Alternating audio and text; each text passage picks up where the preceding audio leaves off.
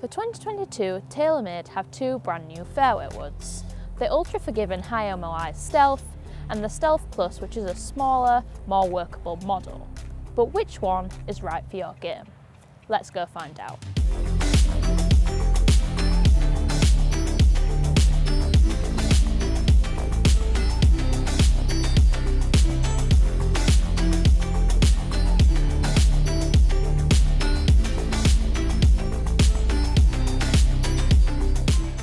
I have the Stealth.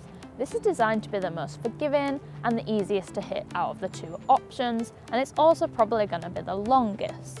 Out of the two, this has a larger head, so it's a 190cc, and I think this is probably going to give you a bit more confidence over the ball compared to the Stealth Plus, but let's go take a look.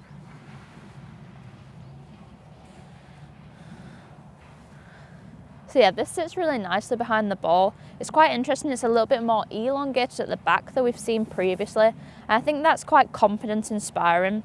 Also, the face looks fairly deep, so in terms of depth I like that, because it just feels like you've got more club to work with to help you with that strike and get the right ball flight. Feels powerful off the face. Definitely feels quick. Quite a big draw, so potentially a little bit of draw bias there.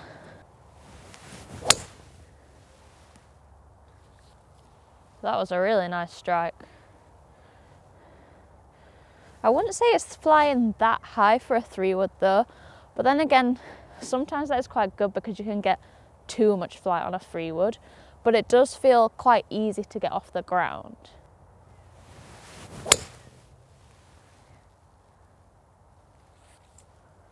This has been seriously consistent in terms of shot shape and kind of finish and dispersion so far though.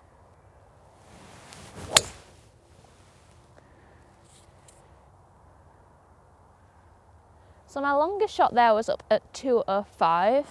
I probably thought I could have got a bit more distance out of that, but then again, it's not exactly the warmest day.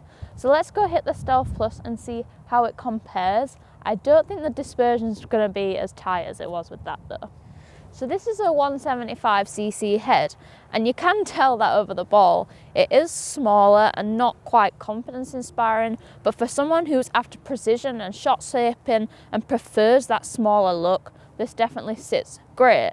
I really like the overall look. They're both very similar in terms of styling, and I do think they've really nailed the colourway this year. Now, obviously we've got a different shaft in this. This is a fixed head, so I can't change the shafts about, and this is 75 grams, so it's about 15 grams heavier than the other one, so that is going to affect performance a bit as well. That felt nice. Started out at 200 yards, which isn't too bad given the smaller size and the fact the wind has definitely just picked up, so we are hitting straight into.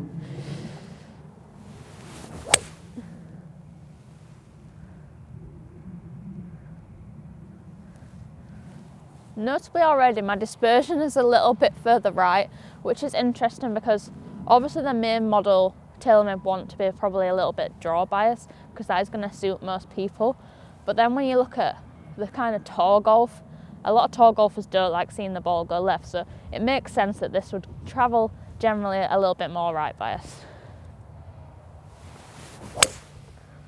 Oh, that was so good. Felt unreal. I'm actually surprised, but I feel a little bit more confident with this. Initially I would have thought the main Stealth model would have suited me the most, but so far I definitely prefer the strikes with this, and that was my longest shot so far. It's flown out at 210, which on a cold day into the wind, definitely pretty solid. Oh, that felt so nice.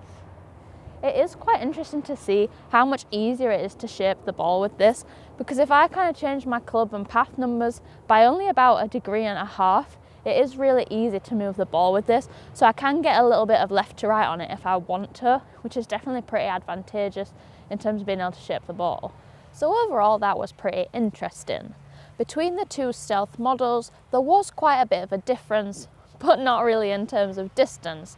There was only 2 yards difference on the average carry, but where I saw the big differences was more in terms of dispersion. For me, I found the Stealth was a lot more draw bias, and you could see that in the overall dispersion where pretty much all of the shots finished just left of the target and had a right to left shot shape. Then with the Stealth Plus, it was a little bit more right biased, which totally makes sense when you think about who this is targeted for, and tour players not really liking to see shots go left. Now, surprisingly for me, I thought the Stealth would be more confidence inspiring, but I actually preferred the Plus when it was down behind the ball. I think some of this also came down to the shaft makeup because there was a little bit heavier shaft in this, and I think I just preferred that overall in the total feel of the club. Another thing that I actually found really surprising was that the Stealth Plus was flying higher out of the two, which probably wouldn't have been what I would have anticipated, and it also had slightly more spin, but I think some of that comes down to the fact I just felt more confident hitting this, so I was putting a bit of a better flight on it.